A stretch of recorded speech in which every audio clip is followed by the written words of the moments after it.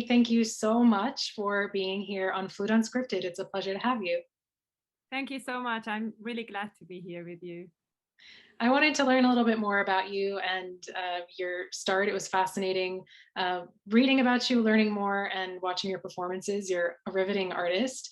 But I wanted to hear about your start on the flute. You had mentioned that you had this long awaited flute lesson at the age of 8, and you'd always wanted to play the flute. So, can you talk about what ignited that passion and why you felt like flute was your calling? So my family is not particularly musical. However, my parents do like classical music, and they took me to a kind of little music lesson for kindergarten kids, which was run by Katalin Forrai, who was a student of Kodai. So it was a really, really nice place, and they kind of discovered that I can memorize music very easily, and I could clap the rhythms, and I enjoyed the lessons.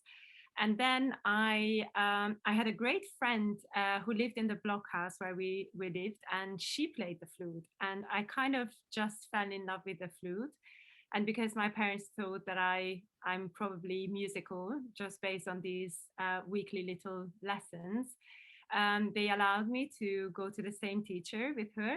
And obviously I just started with the recorder, but I always saw the older students coming with their flutes, and I was just mesmerized. So I even from the beginning onwards kept the recorder sideways, and I was trying to play it sideways to imitate playing the flute. And I was so lucky that my grandfather had a neighbor as well who was a bit um, an unusual guy, and he had a hobby of collecting instruments.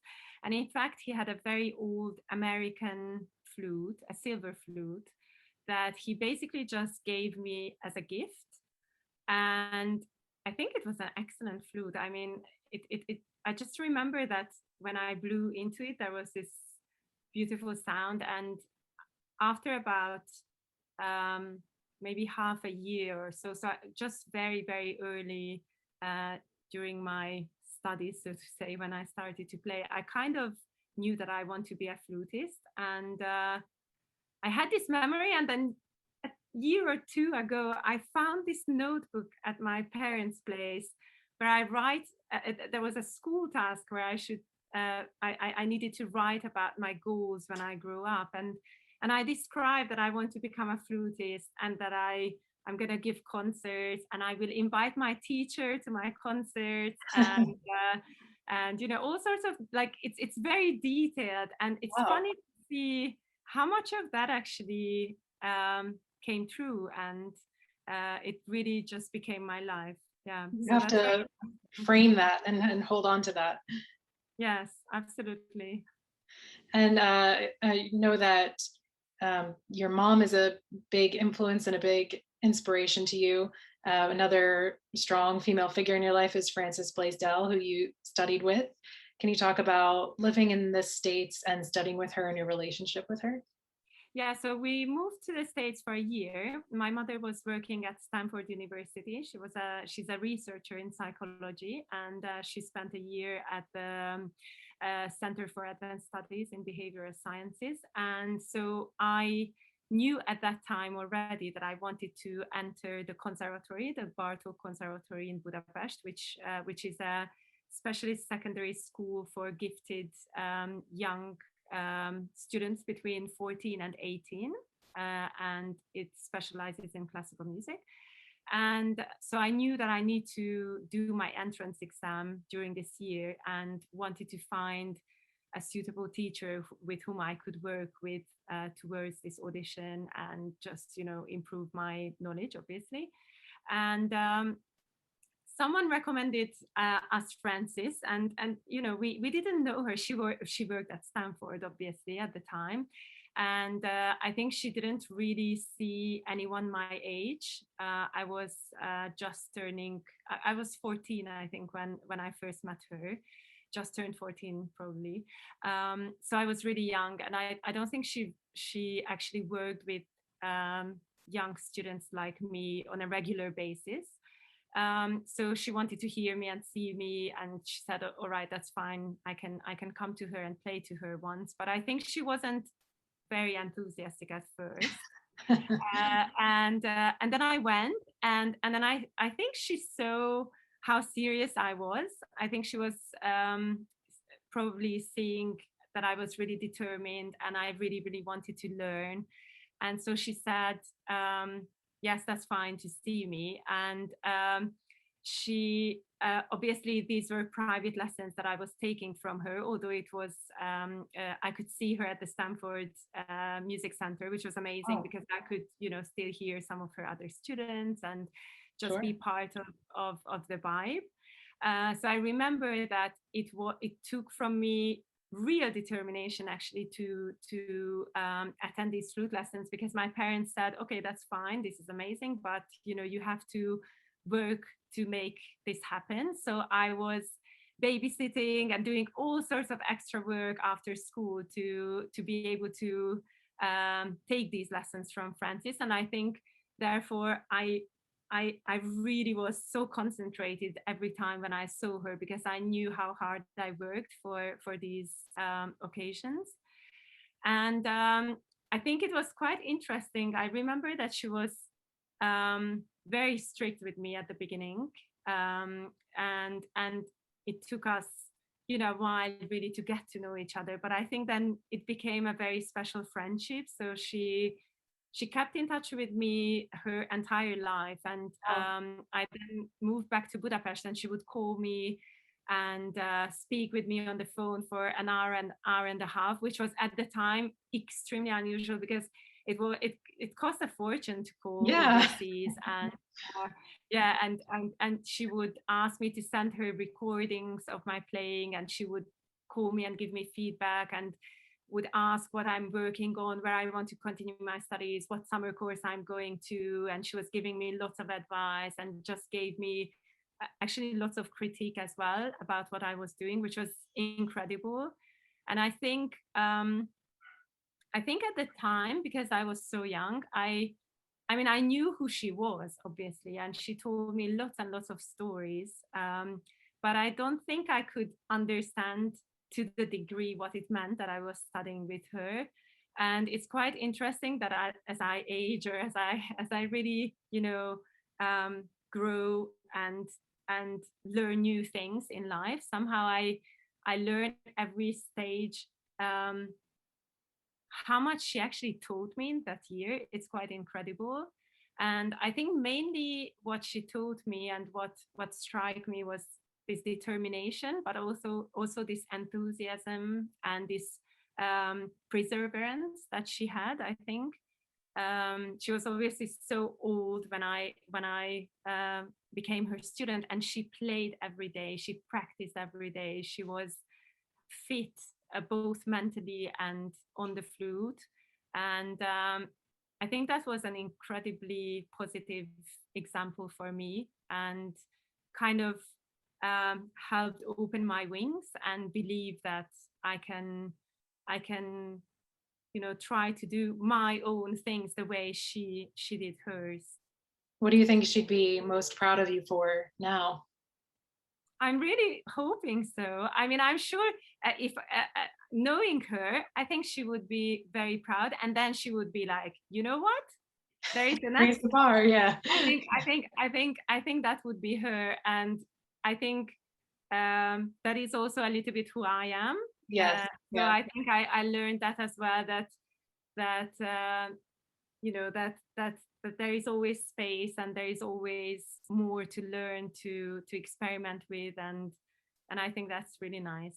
Of course, I mean, it's no surprise that you two hit it off and that you're a great match. I mean, even if you just look at some of the things you're involved in, not including your PhD, I mean, you have a performing career, you play with numerous orchestras, you're a soloist, you have some like designer handbags that you have out, you have all these recording projects, you have a blog. I mean, you do, it feels like everything. I don't know how you have the time. So I guess just to delve a little bit more into the PhD side, um, you are the first flutist to have a PhD from the Royal Academy of Music in London in flute performance practice. So did you set your sights on the Royal Academy of Music for any particular reason? And what did you expect when you finally arrived there? So I wanted to do a PhD. So that was a goal for a while. Just simply because I'm genuinely interested to learn more about anything and everything that I'm involved with, but obviously now my flute related things. I'm generally interested to kind of gain a more complex knowledge about what I'm doing. So I had this plan in my head for some years already before applying to the Royal Academy of Music. And we lived in London. So my husband was the first Charles Mackerras Fellow. He's a conductor, Gergely Madaras. And he worked Buddhist at as well, right? Yes, Yes. exactly. So he's an amazing flutist, and that's how we met. He's mainly a conductor now, but we are actually just about to record a CD together, two flutes and piano, Wow, great. which is a result of the lockdown because he Yeah. picked up the flute again. But we moved to London because of his position, and the Royal Academy of Music has always been a place that was on my target, because obviously it's an amazing school, full of very creative people and amazing musicians. So it was a place that really interested me as well for a long time. And I um, I just checked what kind of PhD program they had, and I was so happy to see that their program was really designed for performing artists as well. So the program really combines both the theoretic bit and the performance element. So it is a PhD, but also really suitable for performing artists, and that's exactly what I was looking for.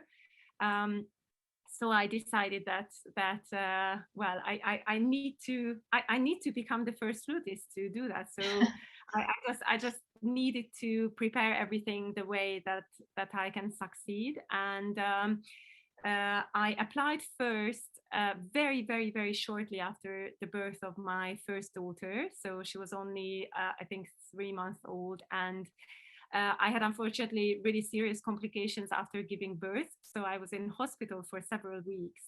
And so it was really tough because I had very short time to prepare myself, and I was physically very weak at the time. So it was really difficult, but I still wanted to do it. And I made it to the finals, but I didn't win a place.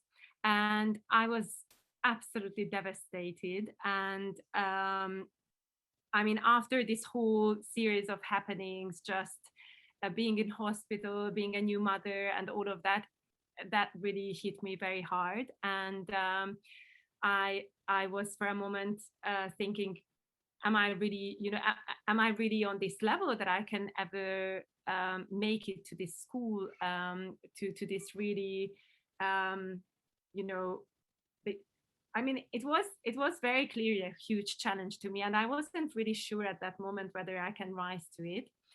And yeah, so I was basically just really sad for a while, and then I received an email from the head of the school, Neil Haida, and he said he wrote me the email to say, well, they weren't able to offer a place, but they were really impressed with what I've presented and my interview as well, and that they are encouraging me to apply again. And he also gave me some tips what to work on and what to improve for the next year. And then I thought, okay, this is my chance. Now I have a little more time now to prepare, and I think that was a great life lesson for me to learn as well. I mean, it's not that it's obviously it wasn't the first time that something hasn't worked out that I really wished for, but this was a very big one, and also somehow at a time of my life where I was anyway more vulnerable than usual. So it was I think it was a huge learning curve to go through this whole thing. But then I really fought for that place, and that, in a sense, that really gave me the drive as well to do it till the end, and to really have the energy till the last moment. I also had a second child during completing the PhD, so it was really packed period, and I was I mean, my first daughter was still extremely little when I began my studies, and sometimes I had to take her to seminars, and I was working always in the night and all of that. So it was it was eventful a couple of years.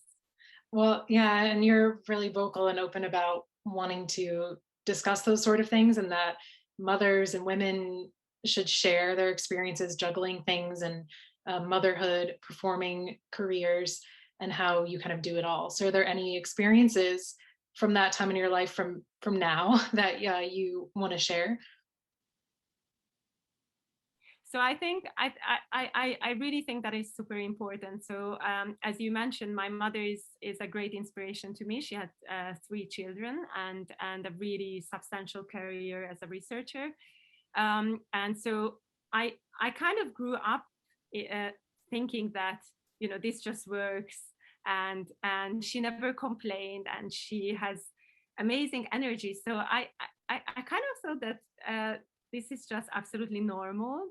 I do think, however, that there is a great difference between a performance career and academia. So there are certain things that I think are very special to being a performer and a young mother, especially a flutist as well, because just being pregnant and playing, or just finding the right support after giving birth and going through all the body changes that one goes through, I think is probably very different experience being a flutist. And that really interests me, and I think I actually learned a great deal from playing while being pregnant. I'll come back to that a little later. Sure. But I think it is sorry. Oh, yeah, I think it is cover that super more. important. Yeah, so I think it is just super important to talk about all these things, because I felt that sometimes I was completely stuck, or I didn't know how others did it. And when I did find an interview or just a little snippet in a post or anything, it was so helpful for me to see when somebody else just managed to do something while being a young mother, or while having children, or when they talked about their struggles and how they actually grew to manage those and overcome them. And I think it's just generally really inspiring and providing energy to the others. And I think it's very important, because thinking back, I grew up in a very different climate, and I had very few examples in performing arts who I could look up to, who had children or were at all open about how that worked out for them, having a family and continuing to be active as a performer. And I mainly actually have some friends who are a little bit older than I am, who are doing similar things, and who are also an incredible source of inspiration to me. And yes, and I just feel that that's extremely useful.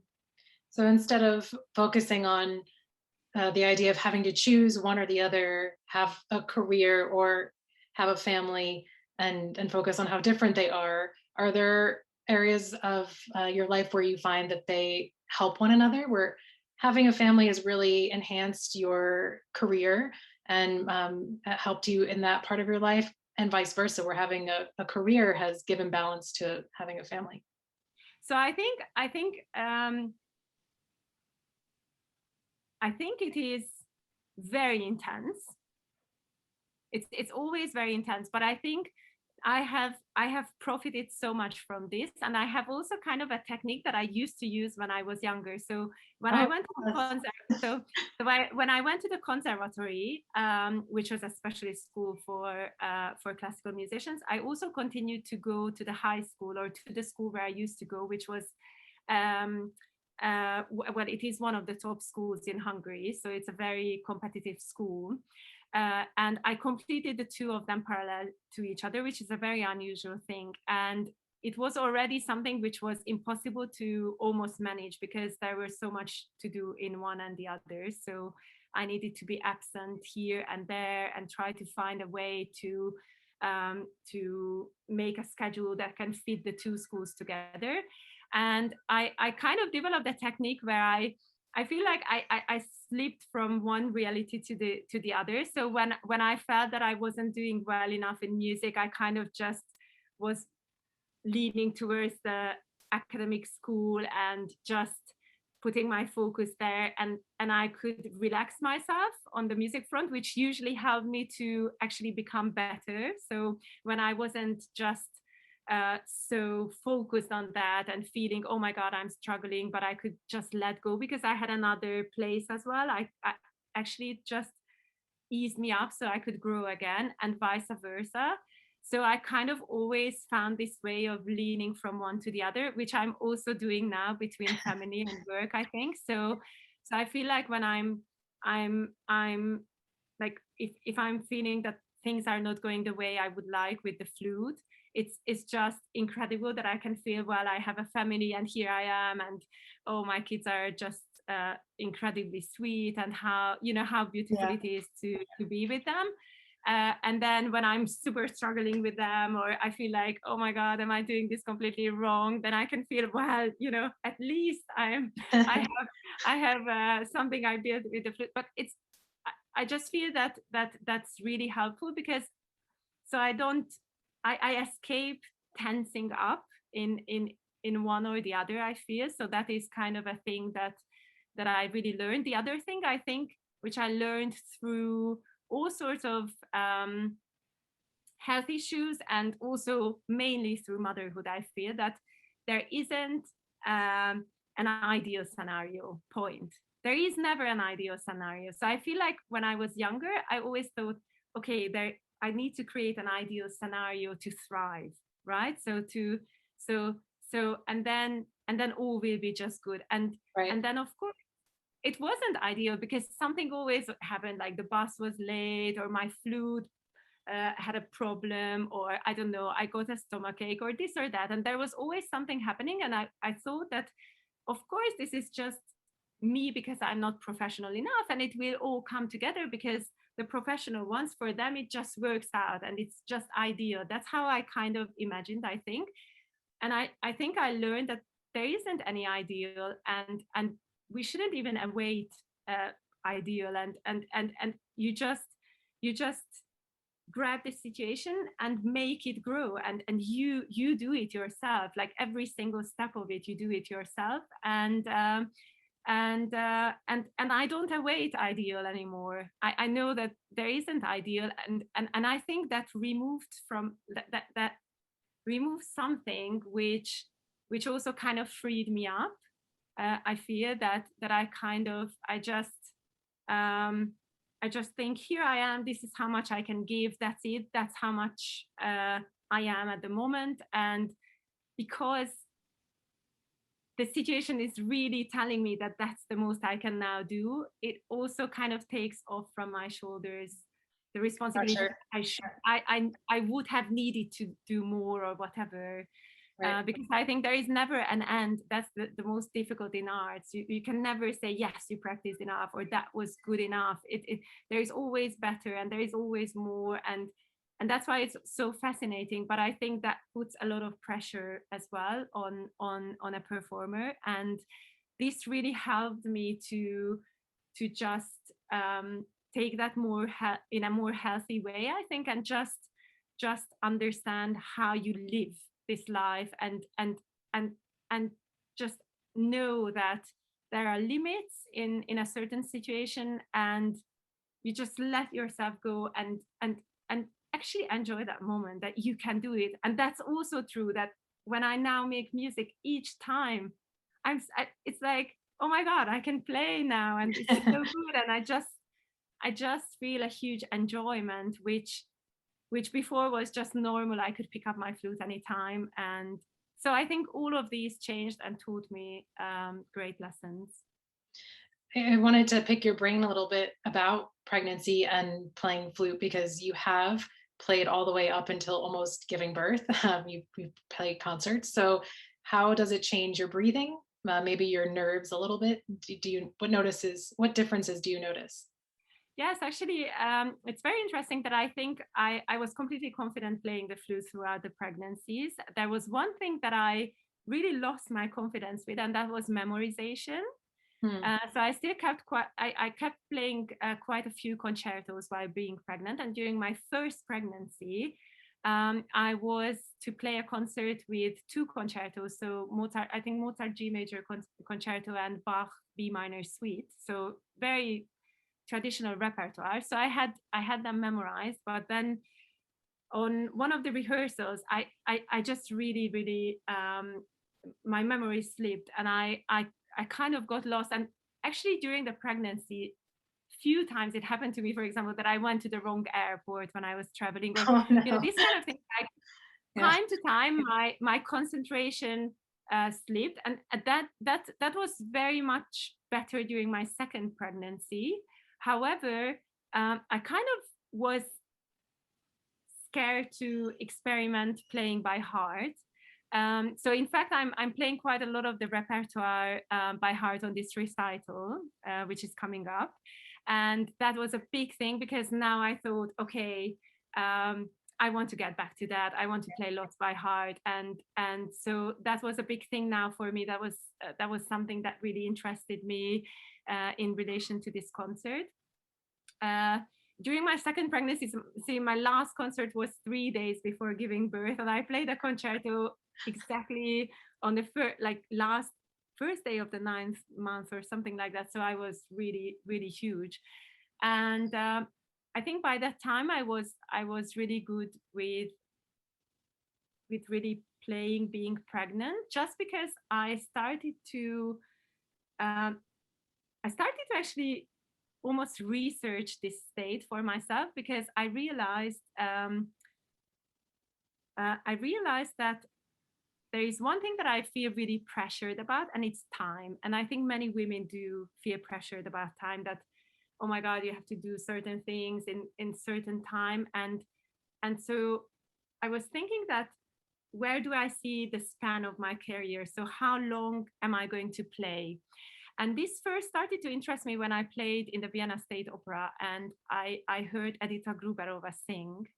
And she sang amazingly, and she had a wig on. And at the end of the opera, she took off the wig, and she was really sweaty. And suddenly she was almost bald, because she had like her hair was very thin already and gray, and because of the sweat it was um, somehow almost as she was bald. And suddenly I saw someone so much older than I expected. And that really struck me, and it made me think, how is it possible that she's singing and like in this way, and others are unable to sing when they reach I don't know, like 60 or 62 or whatever. So she was way beyond that age, and her voice was so young. And so then I thought, well, how long do flutists play? And so how much time do I have for my career? Actually, I started to think about that. And then when I became pregnant, I realized that that is a state when you inevitably you lose some of your physical fitness, or some energies are channeled differently, or the amount of air you can take decreases over time. And so it is a state where you physically are not as free as before. And I was thinking, oh, that's a great opportunity, because I could maybe inspect my technique, how I play, and understand, do I actually really need this much energy for this or that? Or Interesting. how Yeah. can I keep playing really well when I can't just give as much as I used to? Because I think this is going to probably happen when I get older. I expect, and I really want to. So I think I want to extend my years. I want to see a very long span, and I think probably it doesn't happen on its own. So I need to see that in front of me, and I need to think of that, and I need to think of my technique. How can one have a technique that can work this long and that doesn't pressure the body in a wrong way and doesn't cause injuries, or the muscles can, really sustain? And I'm sure there is lots of genetics in that, so I don't question, but Right. I'm sure there is also a lot of things that one can do. And I think if I do that, will only probably do good for me, so probably will only prolong it rather than decrease the years, however long my genetic abilities will provide me. But so I started to use this time to learn about this, and I actually realized that I think many times I was using more energy than than I needed to. So I could play, I could just make the same result with even less energies or less physical force, so to say. So that was a huge thing to learn. So then during my second pregnancy, I really used the time to learn about that. And I think I did learn a great deal. And I think, well, also through just playing lots while being with small kids, when one is really exhausted and sometimes you don't sleep and all of that, well, or even you never sleep, we can also say that. Right. Yeah. So so it's very important how you can protect your body and not just put too much pressure on it.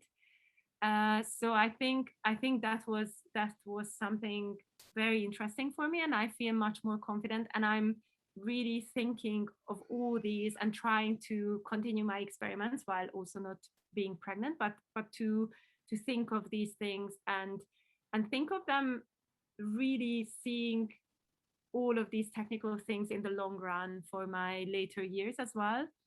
So yeah, so that was an interesting experience for me. I can kind of see how your mind works, and is very analytical as well, which brings me to another question. How do you feel like your work in academia and pursuing a PhD influences your performance? How does it impact it? So I think that was something very new to me. So I didn't do any research sort of work in that sense before doing my doctorate. So that was absolutely new to me, and I was not sure at first how the two will really influence each other, because I was just generally interested, as I said, learning more about things and reading up on things, and just also I love to analyze the scores as well. But it doesn't mean that I'm a researcher type. I wouldn't consider I didn't see myself that I'm a researcher type. I'm just generally really interested. So I wasn't sure if there will be a link, and if so, what it will be. However, I think there was a very strong link, which emerged, or which was so clear, and I was surprised how I could not see that before.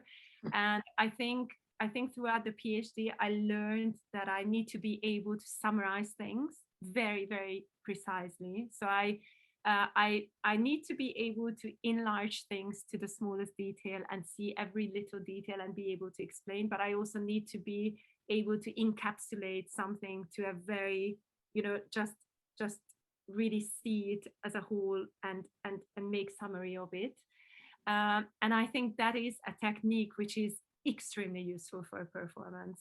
So I think I've never thought in this way so clearly as a performer. I think I did have this attitude before, but not to this extent, and that I'm able to almost like with a phone, like zoom on things, but then also just, see everything clearly. Or distance as well. Exactly. Yeah. And I think just by doing this disciplined work with a PhD, I learned a great deal about that. And I think that gives me I just feel very differently equipped for for um, for just delivering the sort of um, grounded interpretations that I'm looking for.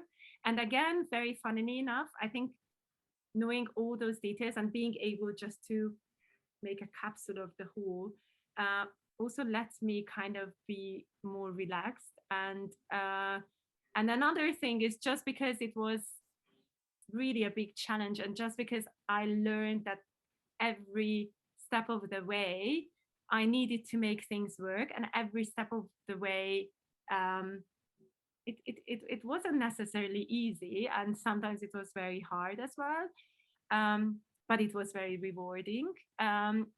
I think I gained lots of confidence and also stamina. Well, thank you so much for sitting down with me today and for chatting. It was really great chatting with you and talking, and I can't wait to hear your performance. Thank you so much. It was lovely to speak to you.